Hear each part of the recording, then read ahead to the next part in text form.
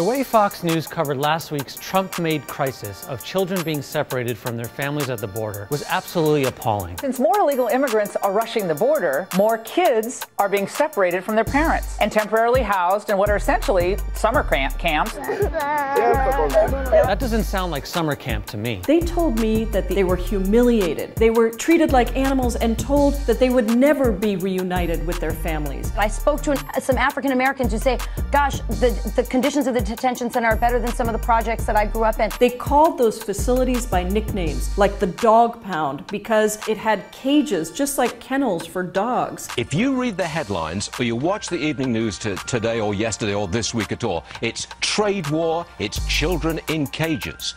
The real big story that affects everybody in America is the success of the president's tax cut package and what it's done for our economy. Wrong, Mr. Varney. Dead wrong. The reality is that last year marked the worst year for job creation since 2012, according to Trump's own Labor Department. Average workers have seen their wages go down by 3 cents an hour over the past year after adjusting for inflation, according to the Bureau of Labor Statistics. Half of older Americans have no retirement savings, according to the nonpartisan Government Accountability Office. We're now well on the way to prosperity. Over 40% of Americans don't have $400 in the bank to pay for an unexpected financial expense like a medical emergency or a car repair, according to the Federal Reserve. The media does not want you to know this. As a result of Trump's tax plan, average healthcare premiums will be going up by nearly $2,000, something that you will never, ever hear on Fox News. Most Americans are not impacted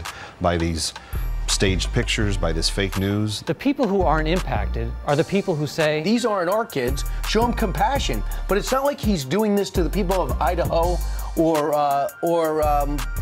Texas. He just wants to make sure we vet who's coming across the border in case it's MS-13 or Did you see the story about drugs. this? If you're a Trump supporter and you believe this rhetoric about all these people are MS-13, look at all the children and minors and families that they've stopped right now at the border. How many of them are MS-13? How many of them were caught with drugs? You never hear about that, do you? That's very odd, given that President Trump keeps hammering this point. They're bringing drugs. They're bringing crime. Where are they? You've got a large applicant pool here to search from, and they're not finding them. The conservative Cato Institute reports that immigrants, both documented and undocumented, are actually significantly less likely to commit crimes than people born in the U.S. And illegal border crossings have actually been declining since 2014. If Fox News wasn't enough for you, local news stations around the country had to broadcast this must-run segment thanks to Sinclair Broadcast Group. Our immigration system is undeniably broken, and the discourse around this topic is toxic. While some of the concern is real, a lot of it is politically driven by the liberals in politics and the media. According to recent polls, 2/3 of Americans oppose the Trump administration policy of separating immigrant children from their families when they cross the border illegally. And 75% of Americans say immigration is good for the country. Young children being separated from their parents is not a liberal issue, it's not a conservative issue, it is a moral issue. You would think the folks at Fox News, who pride themselves on their values of faith and family, would understand that. Well, to be fair, some did. When did we become the party of child abusers?